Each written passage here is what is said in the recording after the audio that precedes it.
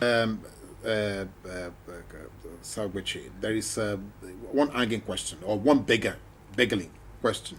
Everybody is of the issue that look, the oil that will make this kind of thinking possible, which is funding, either from the banks or from investors or from angel investors. That's what you don't have in this environment. That unless you have a rich uncle somewhere or a Sao Ogbechei that you know somewhere who's going to link you up with somebody somewhere, you're really, you're just caught between the devil and the deep sea. I said money is the biggest barrier to innovation. People who think of just, I don't have the money are never innovative. They never think beyond that.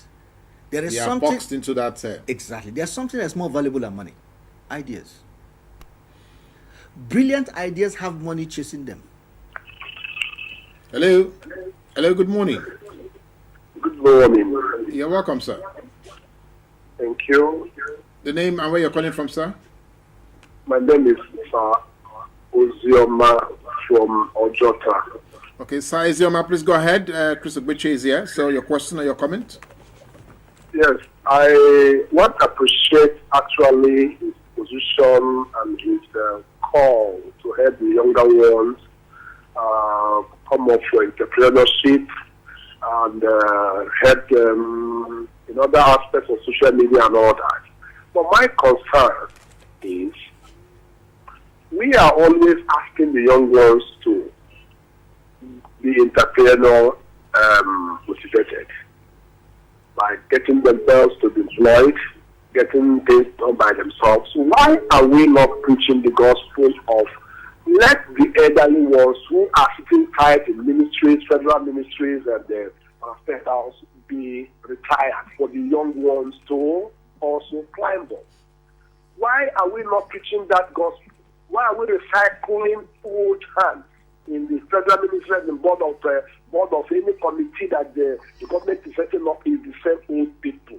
But we are here preaching that the younger ones should be entrepreneurial inclined, go and be this, go and be that. Are we saying that our fathers that are in the federal ministry that are going to work with working things cannot be asked to give room for their younger ones to climb up? Thank you very much. Thank you. I'm sure Sir Ogbechei has a ready answer to that. Interestingly, yes, we have one of the lowest retirement ages in Nigeria. At 55, you retire. At 60, you retire. You're still very active. Other parts of the world is now 70, 75. And why do we retire early? To create room for the younger ones to move up. But unfortunately, we don't have enough rooms. So even if we flush out all the people in the federal ministries today, we still cannot scratch the unemployment issues. But let's not also forget that we cannot keep creating ministries. One of the biggest problems we have today is the cost of governance. As a matter of fact, do we need that level of number of ministries we have today? If that money we're spending is to be diverted in opening up other avenues, will that create more jobs? So the issue of retirement, pushing everybody out, is not going to solve the problem.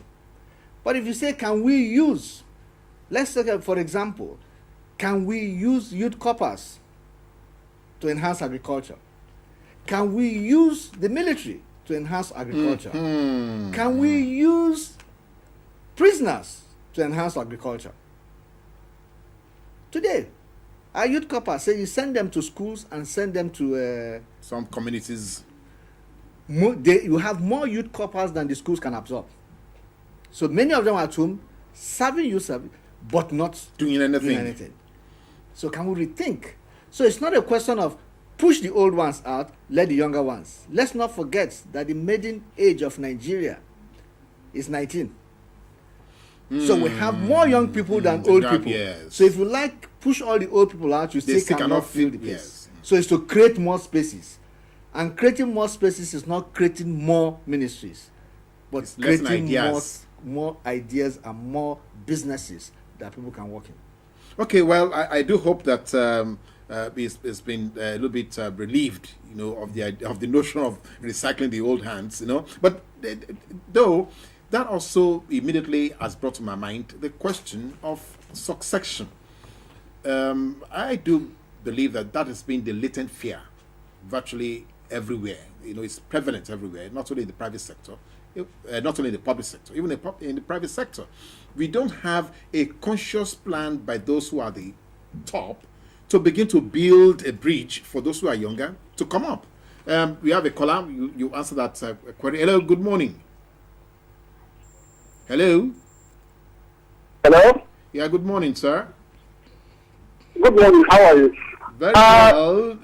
I want to remind again that he did not answer the last part of the caller's question. Oh, okay, but can we identify? Starting themselves in government? Hello, sir. Especially in politics. Hello, sir. Yes. You are saying that he did not answer the last portion. Yes, the last part of the last caller, he did not answer it. But we don't know. Sir, we don't know who you are. Still recycling themselves in government, especially our politicians. All right, we'll come to that. But can we identify? Yes, can we identify? Hello, sir. It was encouraging the youth to go into entrepreneurship. Can we identify who's calling and where you're calling from? How do they get this? Can somebody just dress in a starter uniform, come to an office begging for one job or the other, or begging for to apply for money to finance his deal of business or whatever? Hello, sir. So we need to address all this, push our youth out to say, go for integration. There are basic things that we're supposed to have. What are we going to do about that? What is the stake? Okay, well, I'm sure Sir Ogbechei will answer that, but can we identify who you are and where you're calling from? Oh, we lost him. Anyway, so he says that the second portion of that of recycling. Question, yes, of recycling. That you have not to do with politics now. So to do with politics, yes. everywhere in the world, politicians exist, and people choose to join politics as a profession. Unfortunately, check very well, many of us in Nigeria are scared of becoming politicians. Yes. And nobody is preventing a Nigerian from becoming a politician. Whether you are young or old. Secondly, if you look at it, on election day, go and check. All the people complaining at home drinking beer and not wanting to skew up and exercise their rights. So the question is that it is not a problem of blaming politicians. All of us have to share in the responsibility. We must do something if we want to increase the level of political awareness of people, to let them know that they can actually make a difference by coming out to vote. When you vote people in, then they know they are responsible to you. If they don't respond to your needs, you also have the right to withdraw that support.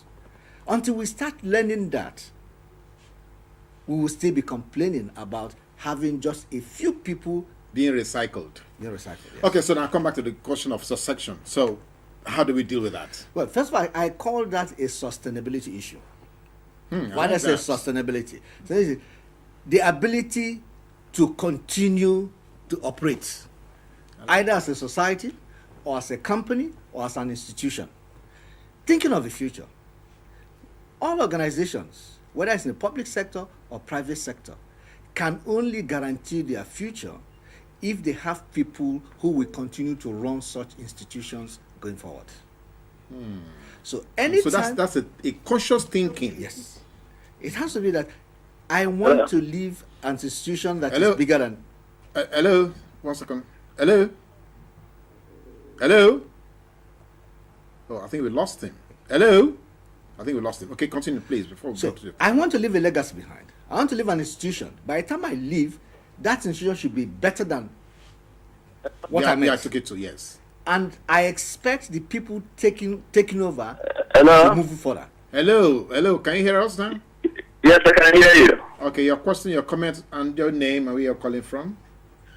Okay, my name is Pastor Alex Ochoma. I'm calling from Maryland. All right, your question and your comment quickly, please. Yes, my question actually is not ordinary. Well, it's a question somehow. We are talking about unemployment in the country. Some of us have the possibility of creating jobs, showing the youth what they can do. Now, then we have a problem. One of them is just, for example, you think of agriculture today. That is one area you can employ many youths. Think about the waste management. That can create a lot of jobs. But the problem we are having today is that we don't have that opportunity. I'm not a politician. You speak to them, nobody cares to listen to you. But we can create thousands of jobs. I'll give you one example. I even went ahead to think about the Ogoni oil spillage. I was thinking of making a proposal that I can train the youths on bioremediation. That place alone to clean Ogoni will take over 35 years. And we can give employment to the people. And they'll see the continuous oil spillage. And then, for example, they will award a contract. The foreign company that will say, we have the capability of doing the job. Many of us, we have been trained. We know what to do. We know how to train people to do it themselves. And then they still take the money voted away from Nigeria. And I feel that we can return that money in Nigeria by even training the youths to do the same job here. At least 70% of the money will remain here. Not those who say they have the excellence will take it away. Come to the area of agriculture. We can train the youth. We have the knowledge of showing them how they can use all the waste and convert to organic fertilizer. And then the farmers will use it to plant. See, there are many things we can do and create jobs in Nigeria, but no one is listening. And then I'm a small company. I don't have that money to say I can be able to give the products free or do all that. We need some support. If that comes up, we can really help this country. Okay, great. Thank So you. I'd like you to hang it with the question of support. Now let's Ogbechei, let us know if the institute has anything to create a window for innovators like this. Okay, first and foremost, the institute does not have regular source of income. It's an NGO, so we have to depend on the generosity of donors, Well-meaning Nigerians. to help us propagate this message. But his idea of agriculture, I like it, giving use. But he's a pastor. He runs a church. He has congregation. They have some funds somewhere along the line that even within his own parish, they can start a farm. So it's a captive market already. Already for him. They can start a farm. If they don't even have a farm, they can work with farmers, buy up their products and sell. There are people who are making money, buying gari, yam, palm oil in Delta states, And bringing to and Lagos. bringing to Lagos. That's all. All they're doing, buying from those people, move it to Lagos and sell. And they're So business. you are saying more or less that all of us, we have some responsibilities across this chain. Exactly. Because what we've been doing all along is government must do this, government must do this. I agree, government has responsibility. But let's not forget, with the amount of money available to government, can they do everything? No government in the world. Look at the debt level of America, the highest in the world. So what we're saying that all of us have a role to play. I agree that government policies should make it easy for us to play that particular role. But I want to come back to the family. You see, the way we form our children, the pride we give to them in whatever they do, the willingness to try certain things, and the level of creativity we have imbibed in them Yes. will help them going forward. So we go back again to the family. The family has a significant role to play. Go back, if you think at the villages, those days where people have a lot of children. I know what he said, those children are Their wealth. their wealth, because they can now have bigger farms, produce bigger things, and then actually generate more money to even train those children. Okay, all right.